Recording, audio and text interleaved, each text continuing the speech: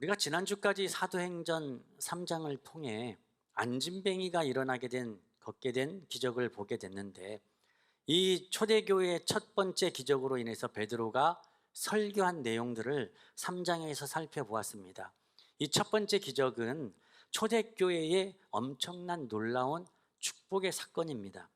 그러나 바로 이 사장에서부터, 오늘 본문에서부터 곧바로 첫 번째 시련에 직면하고 있는 것을 보게 됩니다. 베드로의 설교가 마치 끝나기도 전에 종교 지도자들이 와서 베드로와 요한을 체포한 것입니다. 초대교회의 첫 번째 기적은 복음으로 인한 첫 번째 시련으로 이어졌던 것인데요. 그런 것 같아요. 빛이 밝으면 밝아질수록 그림자도 짙어지는 법이거든요. 하나님의 성령이 강렬하게 운영하니까 이 사탄의 공격이 더 강해지는 것입니다. 한참 은혜를 받고 변화하려고 할 때, 사역이 잘 될 때, 교회가 부흥할 때, 사탄은 그 시점을 노려서 아주 작은 약점에서부터 공격해 들어오고 그 약점과 틈새를 놓치지 않으려고 한다는 것입니다.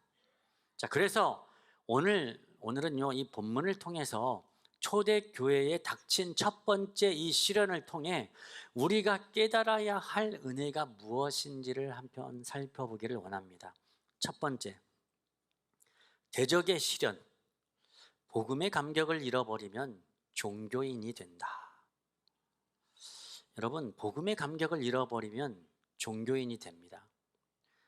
교회 안에 있다고 여러분이 복음 안에 있는 것은 아니라는 거예요. 교회에 오간다고 해서 우리가 복음의 감격을 누리고 있다고 자신 있게 말할 수 없습니다. 어느 날부터 우리 안에 복음의 감격을 혹시 잃어버리지는 않았습니까? 복음이 무엇입니까? 복음은 하나님께서 우리를 위해 하신 일을 말해요. 우리가 하나님을 위해서 한 일을 복음이라고 하지 않습니다. 여러분이 아무리 교회 안에서 기도하고 무엇을 해도 여러분이 하나님을 위해서 한 일을 복음이라고 하는 게 아니에요. 복음은 전적으로 하나님께서 우리를 위해 하신 일인 줄로 믿습니다. 그러나 종교는 어떻습니까? 세상의 모든 종교는 우리가 말하는 이 복음하고는 정반대예요. 종교는 의무, 열심. 내가 신을 위해서 열심히 해서 무언가를 얻어내는 것, 그것이 일반 종교에서 말하는 교리라는 거예요. 그러나 여러분, 기독교에서 말하는 복음은 그렇죠. 정반대라는 거예요. 하나님이 나를 위해 전적으로 내가 할 수 없는 일, 내가 건진받을 수 없는 일, 내가 도저히 빠져나올 수 없는 그 상황에서 하나님이 나를 위해서 행하신 일, 그것을 바로 복음이라고 하는 겁니다. 이 복음의 감격을 잃어버리면 종교인이 되는 거예요. 오늘 종교인 어떻게 나옵니까? 1절 말씀을 한번 보겠습니다. 같이 읽겠습니다. 시작. 사도들이 백성에게 말할 때 제사장들과 성전 맡은 자와 사두개인들이 이르러. 보시면 제사장들과 성전 맡은 자와 사두개인들이 등장합니다.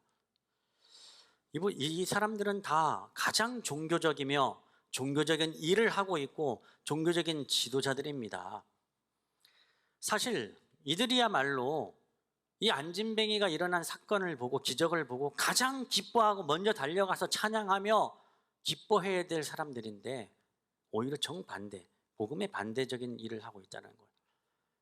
자신들의 열심, 여러분이 지금 자신들의 열심 가운데 있다면 아직 지금 은혜 가운데, 복음 가운데 있지 못하다는 거거든요. 우리의 열심이 하나님의 은혜를 얻는 도구가 되지 않습니다, 여러분. 하나님의 은혜는 전적으로 우리에게 주어지는 줄로 믿습니다. 이 제사장들은 성전에서 모세의 율법을 따라 제사를 지내고 그 모든 것들을 집례하던 사람들이고, 성전 맡은 자는 경비대장을 말합니다. 이 예루살렘 성전의 치안과 경비를 담당하는 총책임자고, 특히 이방인들이 이 성전문을 넘어서 들어오는 것을 막는 사람입니다. 그런데 오늘 저는 세 번째 사람에게 주목하고 싶습니다. 사두개인들.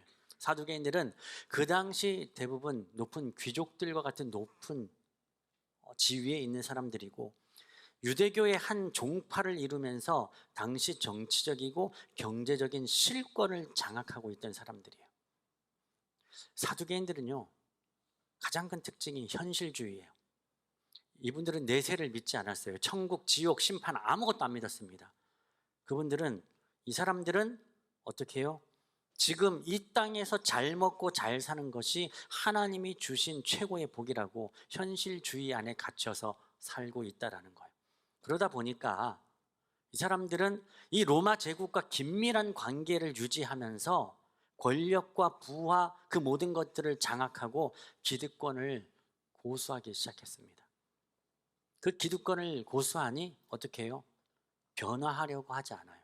내가 지금이 좋사오니 내세를 바라지도 않고 천국을 바라지도 않고 하나님 나라를 바라지도 않습니다. 그냥 현실과 타협하면서 내가 지금 먹고 사는 것 됐으니 그것으로 끝. 안주하고 변화를 거부하고 도전하지 않고 눈에 보이는 것만 보고 살아가는 사람들, 하늘은 쳐다보지 않는 사람들, 이런 사람들이 바로 사두개인들, 종교인의 모습.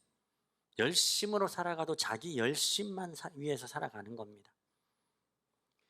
1절에서 오늘 3절 초반까지 보면 사람들이 백성에게 말할 때에, 사도들이 백성에게 말할 때에 제사장들과 성전 맡은 자와 사두개인들이 이르렀다라는 것은 몰려왔다라는 뜻인데 적대적 의도를 가지고 왔다라는 거예요.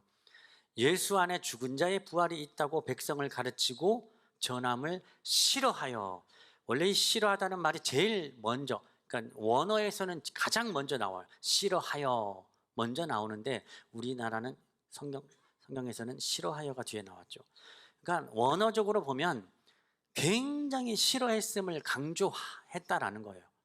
그리고 그들을 잡음해. 종교적인 사람들 굉장히 열심이 있습니다. 그런데 그 열심의 방향이 도대체 어디인가? 이 지도자들이 사도들을 싫어한 이유, 베드로와 요한에게 문제를 삼은 이유가 무엇입니까? 바로 그들이 전하는 메시지, 그리고 예수라는 사람, 십자가에 달려 죽은 사람을 전하고 있고, 그리고 그를 따르던 자들이 지금 그들에게, 또 사람들에게 부활의 메시지를 전하기 때문에 싫어하는 거예요. 사두개인, 내세를 믿지 않는 사람, 부활을 믿지 않는 사람이에요. 그런데 부활을 전하고 있어요. 근데 부활이 사람들이 많이 믿고 이게 사실로 검증되면 어떻게 돼요? 그들이 가지고 있는 모든 기득권들이 다 힘이 없어요. 왜냐하면 그들이 부활하신 예수를 죽였기 때문에. 사두개인들은 이 부활 소식을 전하는 것을 너무나 싫어한 거예요. 진리임에도 내가 당장에 돈을 벌 수 있다면, 내게 이득이 된다면 진리임에도 눈을 감아버리는 인간의 모습, 그것이 우리의 모습이 아닌가 생각해 보시라는 거예요. 이익 앞에서 말을 바꾸고 진리를 숨기고 약한 자를 억압하는 인간의 모습, 그것이 바로 사두개인입니다. 저와 여러분이 오늘날의 사두개인이 아닌지 어떤 때는 두려울 때가 있어요. 교회는 오가 같지만 종교인으로서 내가 하는 모든 열심이 있지만 종교인의 자리에서 복음의 감격도 없이 살아간다는 것. 여러분, 오늘 이 복음의 감격을 회복할 수 있기를 바랍니다. 전적인 하나님께서 우리를 위해 하신 그 일들을 바라보고 그 일을 경험하고 그 능력으로 살아가는 것입니다. 자, 그리고 두 번째로 오늘 살펴볼 것은 감옥의 시련. 우리가 그러면 종교인으로 살아가지 않고 복음의 감격으로 살아가기 위해서 가장 확실한 방법이 뭔지 아세요? 우리가 종교인으로 살아가지 않고 가장 복음의 감격으로 살아가기 위한 확실한 방법은 복음을 전하는 자로 살아가는 거예요. 복음을 내 안에 담아두면 언젠간 또 종교인으로 될 수밖에 없습니다. 그러나 내가 체험한, 내가 담겨진, 내 안에 담겨진 이 복음을 누군가에게 전하는 자로 살아가면 그 복음의 감격을 유지할 수 있다는 거예요. 복음의 감격이 날마다 새로워집니다. 그러지 않으면요, 종교적인 인간이 되면 열심을 가지고 자기는 옳게 행한다고, 나는 종교적으로 행한다고 하지만 사실 그 열심이 다른 사람을 공격하게 된다는 거예요. 그것이 오늘 종교인들이 행한 일들이라는 거예요. 3절 말씀을 한번 보세요. 같이 읽겠습니다. 3절 말씀 시작. 그들을 잡음에 날에 이미 저물었으므로 이튿날까지 가두었으나 감옥에 가두어 버립니다. 감옥에 가두면 끝났구나, 이제 부활 전하는 것도 다 싹을 자르려고 감옥에 가둡니다. 그러나 오늘 두 번째 살펴볼 감옥의 시련은요, 이겁니다. 메신저는 가둘 수 있으나 메시지는 가둘 수 없다. 사람은 가둘 수 있으나 복음은 가둘 수 없다. 여러분, 복음을 위해서 살아가시든, 우리가 복음의 감격 속에서 그 복음의 감격을 사람들에게 전하는 과정 속에서 때로는 힘겨운 일들을 경험하고, 때로는 멈춰야 되고 막히고, 그런 경험을 할 때 있잖아요. 그때 낙심치 말아야 됩니다. 왜냐하면 나는 잠시 멈춘 것 같아도 하나님은 여전히 일하시기 때문이에요. 우리가 뿌린 씨앗보다 더 엄청난 역사로 하나님은 지금도 여전히 일하고 있기 때문에 우리는 멈추지 말고 끝까지 오늘 낙심치 말고 만나는 사람들에게 복음을 전하는 거예요. 그러면 내 안에 복음의 감격이 계속 되살아나는 거예요. 우리가 성도로서 살아가는 것, 성도다운 모습은요, 복음의 감격 속에 살아가는 거고, 그것을 많은 영혼들에게 전할 때 살아있음을 느끼게 된다라니까요. 우리 중문교회가 그렇게 되기를 바랍니다. 우리 중문교회를 향하신 하나님의 비전, 그 비전은요, 우리가 멈추더라도 하나님은 여전히 행하신다라는 거예요. 그것이 중요한 거예요. 그러나 그 비전을 따라 우리가 거기에 동참해서 함께 비전을 이뤄가는 그 현장에 있는 것 자체가 복인 줄로 믿습니다. 여기에 계신 우리 중문교회 성도님들 한 분도 놓치지 말고 하나님의 비전을 따라 이 복음을 전하는 귀한 하나님의 사람들 되기를 간절히 바랍니다. 그리고 마지막 세 번째, 디딤돌 시련. 교회는 시련의 디딤돌을 딛고 부흥한다. 복음은 시련의 디딤돌을 딛고 활활 타오른다. 디딤돌의 시련이 다가옵니다. 교회는 이 고난이 올 때마다 오히려 뒤처지지 않고 부흥했다는 사실을 역사적으로 많이 볼 수 있거든요. 오히려 힘든 일이 올 때마다 똘똘 뭉쳐서 교회가 더 든든히 서갔던 모습이 있어요. 하나님의 복음은 가난과 시련을 뚫고 폭발적으로 부흥하게 됩니다. 고난을 통해 더 성장하게 됩니다. 오늘 4절 말씀을 한번 볼까요? 시작. 말씀을 들은 사람 중에 믿는 자가 많으니 남자의 수가 약 5천이나 되었더라. 베드로와 요한이 비록 감옥에 갇혔지만, 아무것도 못하는 것 같지만 어떻게 해요? 그 베드로와 요한이 뿌린 말씀의 씨앗이 열매 맺어 지금 5천 명이 넘게 예수님을 믿게 되었다는 거예요. 하나님의 말씀이 그들의 귀를 통해 가슴에 파고드니 그 속에서 성령이 일하신다라는 거예요. 그러나 베드로, 요한은 감옥에 있어요. 지금 역사 말이 5천 명이죠. 아마 남자들만 5천 명일 거예요. 학자들은 남자들만 보통 성경에는 말하기 때문에 5천 명이고, 아이들과 어른, 여자들까지 하면 10,000명이 넘는 숫자일 것이다라고 말들을 합니다. 사도들이 전한 복음, 그 복음은 사라지지 않고 사람의 마음을 파고들고 움직여 생명의 역사를 일으킵니다. 그 생명의 역사가 오늘도 우리에게 임하는 줄로 믿습니다. 그것을 믿고 나가는 겁니다. 주님이 함께 하시면 어떤 고난도 능히 이길 수 있고, 그 고난을 통해 오히려 더 큰 부흥의 역사가 일어나게 됩니다. 큰 물결 일어나 나 쉬지 못하나 이 풍랑으로 인하여 더 빨리 갑니다. 찬송가 가사의 내용이에요. 큰 물결 일어나 나 쉬지 못하나 이 풍랑으로 인하여 더 빨리 갑니다. 우리에게 풍랑은요, 우리를 막는 것이 아니라 더 풍랑을 타고 더 빨리 가게 만든다라는 거예요. 적어도 믿는 사람은 이렇게 멋지게 살아가는 겁니다. 십자가가 없으면 면류관도 없다라는 말이 있습니다. 영적인 삶에서는요, 시련과 고난의 터널을 통과하지 않고는 영적인 성장은 없습니다. 여러분, 교회는 오히려 시련과 핍박을 통해 더 단단해지는 거예요. 초대교회는 그냥 쉽게 성장한 교회가 아니에요. 모든 역경과 핍박과 시련을 통해서 강해지고 뜨거워지고 확장되었다라는 것입니다. 토인비가 도전과 응전을 자신이 쓴 이 역사 이론을 설명할 때 청어 이야기를 합니다. 청어가 뭐냐, 물고기예요. 영국인들이 가장 좋아하는 물고기가 청어라고 합니다. 근데 이 청어를 대도시 이 내륙으로 가지고 오려면 힘든 거예요. 이 청어가 먼 바다에 사는데 문제는 이것을 먹고 싶은데, 아주 살아있는 것을 먹고 싶은데 이 내륙으로 가지고 오는 게 쉬운 일이 아니라는 거예요. 별 노력을 다 해도 그냥 오면은 그냥 오는 과정 속에서 다 죽는 거예요, 다. 그래서 이것을 어떻게 해결할까 했지만 아무도 풀 수 없었지만 어떤 한 어부가 이 과제를 풀었어요. 청어가 런던까지 도착할 때까지 싱싱하게 펄쩍펄쩍 살아있는 거예요. 그래서 그 비결을 알아봤더니 청어를 이제 이 어부가 이 수조에 넣는 과정 속에서 실수로 이 청어를 잡아먹는 천적이었던 물메기를 몇 마리가 들어갔대요. 실수로 들어갔는데 이 물메기가 거기에 들어가니까 청어들이 난리가 난 거예요. 청어들이 막 소문, 야, 여기 우리만 있는 게 아니라 지금 물메기까지 왔다. 비상이다. 펄쩍펄쩍 뛰어다니는 거예요. 정신이 바짝바짝 나는 거예요.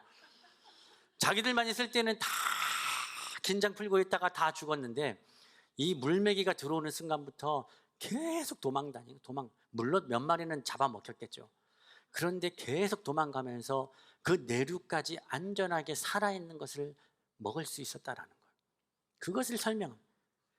마찬가지예요. 고난은 우리를 생생하게 살아있게 만든다라는 것입니다. 제가 로버트 슐러 목사님이 말했던 그 본인의 간증, 꿈에서 나타났던 그 간증, 그 얘기를 너무 좋아하는데요. 하나님이 우리를 향한 하나님의 훈련법인데요. 이렇습니다, 내용이. 하나님이 절벽 가까이로 나를 부르셔서 다가갔습니다. 절벽 끝에 더 가까이 오라고 하셔서 더 다가갔습니다. 그랬더니 절벽에 겨우 발을 붙이고 서 있는 나를 향해 갑자기 하나님이 절벽 아래로 나를 밀어버리는 것이었습니다. 그러나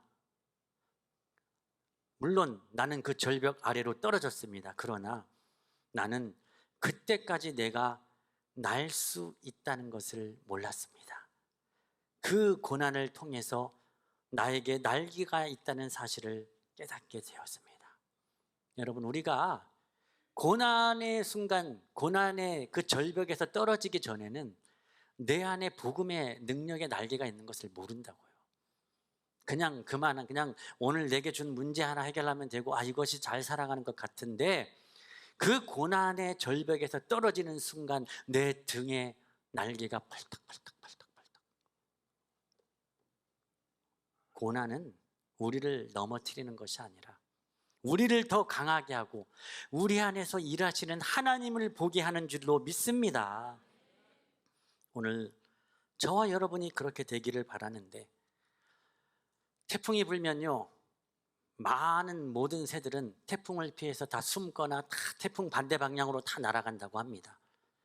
그런데 유일하게 하나의 새는 다른 새와는 달리 태풍을 향해 담대하게 날개를 펴고 날아가는 새가 있습니다. 무슨 새입니까? 독수리라고 합니다. 독수리는요, 태풍이 불면 그 태풍의 거대한 바람 때문에 그 태풍 안으로 들어가면 그 거대한 바람을 타고 자기가 이제까지 못 가봤던 저 높은 곳까지, 고지대까지 비상할 수 있다고 합니다. 여러분, 복음의 능력을 경험하고 믿는 우리가 그래야 되지 않겠습니까?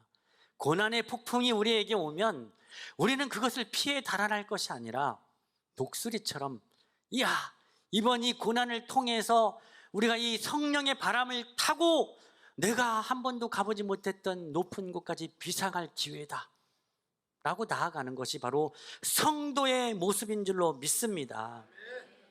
마지막으로 보네포 목사님에 대해서 잠깐 말씀을 드리면, 보네포 목사님은 이제 미국에서 계시다가 자신의 고향인 조국 독일에서 이 독일의 나치가 자신의 그 나라의 교회들을 힘들게 핍박하고 나치를 신으로 섬겨라는 그것에 다 무너져가는, 타협해가는 그 교회들의 모습을 보고 안 되겠다 싶어서 학생들을 가리키는 교수직을 다 내려놓고 독일로 갑니다. 독일로 가서 나치와 정면 승부해서 싸웁니다. 결국 감옥에 갇히게 됩니다. 감옥에 갇혀서 온갖 고문을 다 받으면서 견뎌내면서 하는데, 어느 날 새해를 맞이하면서 보네포 목사님이 편지를, 이 독일 교회, 아직도 복음을 위해 싸우는 이 성도들을 위해 편지 한 장을 씁니다. 그 선한 힘에 고요히 감싸여 직역을 합니다. 그 놀라운 평화를 누리며 나 그대들과 함께 걸어가네. 나 그대들과 한 해를 여네. 지나간 허물 어둠의 날들이 무겁게 내 영혼을 짓눌려도 오 주여 우리를 외면치 마시고 약속의 구원을 이루소서. 주께서 밝히신 작은 촛불이 어둠을 헤치고 타오르네. 그 빛에 우리 모두 하나 되어 온누리에 비추게 하소서. 이 고요함이 깊이 번져갈 때 저 가슴 벅찬 노래 들리네. 다시 하나가 되게 이끄소서. 당신의 빛이 빛나는 이 밤, 그 선한 힘이 우리를 감싸시니 믿음으로 일어날 일 기대하네. 주 언제나 우리와 함께 계셔 하루 또 하루가 새로워. 그러면서 이 독일 성도들에게 편지를 보내는데, 이 편지가 결국 그 온갖 박해를 이기고 싸우는 성도들에게 디딤돌이 됩니다. 디딤돌이 되고 위로가 된 것입니다. 여러분, 말씀을 마칩니다. 여러분, 혹시 어느 사이에 복음의 감격을 잃어버리고 종교인처럼 살아가지 않습니까? 자신의 열심으로 내 신앙을 유지하려고 살아가지 않습니까? 나를 위해 행하신, 십자가에서 완전히 행하신 그 하나님의 놀라운 일을 바라보고 의지하지 않고 내가 더 열심히 기도함으로 내 신앙을 쌓아는 전혀 반대되는 종교적인 생활을 하지 않습니까? 여러분, 그 시간을 다 내려놓고 복음의 감격을 회복할 수 있기를 바랍니다. 복음의 감격을 회복하기 위해서는 무엇입니까? 내 안에 있는 복음, 그 복음을 내 안에 담아두지 말고 오늘 내가 만나는 사람들에게 복음을 흘려낼 때 그때 복음의 감격이 사라지지 않게 된다라는 것입니다. 그리고 그 복음의 감격을 전하며 나아갈 때 때로는 반대에 부딪히고 멈출 수도 있지만 하나님은 여전히 일하시는 줄로 믿습니다. 우리의 걸림돌이, 고난의 걸림돌이 디딤돌이 되어 우리가 이 복음을 위해 살아가는 그 감격이 날마다 새로워지는 저와 여러분이 될 수 있기를 간절히 바랍니다.